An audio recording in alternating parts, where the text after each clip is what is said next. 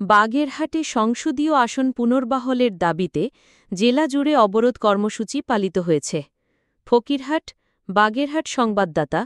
বাগেরহাট জেলার ৪টি সংসদীয় আসন পুনর্বহালের দাবিতে সর্বস্তরের সাধারণ মানুষ জেলা জুড়ে ব্যাপক অবরোধ কর্মসূচি পালন করেছে।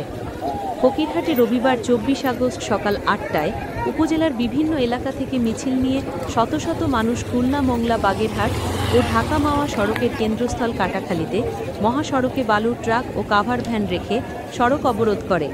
এ সময় ফকিরহাট, মোল্লাহাট ও রামপাল উপজেলার গুরুত্বপূর্ণ আঞ্চলিক সড়কগুলোতে গাছ ফেলে ও মিছিল দিয়ে সড়ক অবরোধ করে সর্বদলীয় কমিটির পক্ষ স্থানীয় জনতা।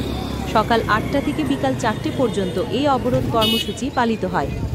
অবরোধে অংশগ্রহণকারীরা জানান, বাগেরহাটের ৪টি আসন সংকুচিত করে সংসদীয় এলাকা পুনর্বিন্যাস করায় জেলার মানুষের রাজনৈতিক ও সাংবিধানিক অধিকার কেড়ে নেওয়া হচ্ছে।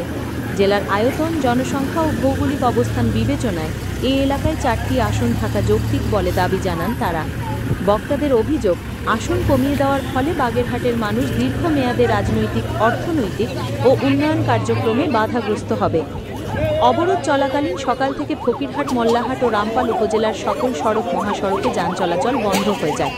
মোংলা বন্দরের পণ্য পরিবহন সহ ফকিরহাটের গুরুত্বপূর্ণ চিংড়ি মাছ রপ্তানিকারী প্রতিষ্ঠান সহ বিভিন্ন প্রতিষ্ঠানের পণ্য পরিবহন বাধাগ্রস্ত হয়। অন্যদিকে দূরদূরান্ত থেকে আসা যাত্রীরা চরম দুর্ভোগে পড়েন।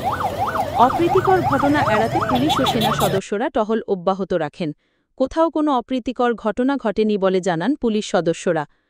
ফকিরহাট উপজেলা বিএনপির সভাপতি কামরুল ইসলাম গোড়া বলেন, বাগেরহাট একটি ঐতিহাসিক ও সম্ভাবনাময় জেলা।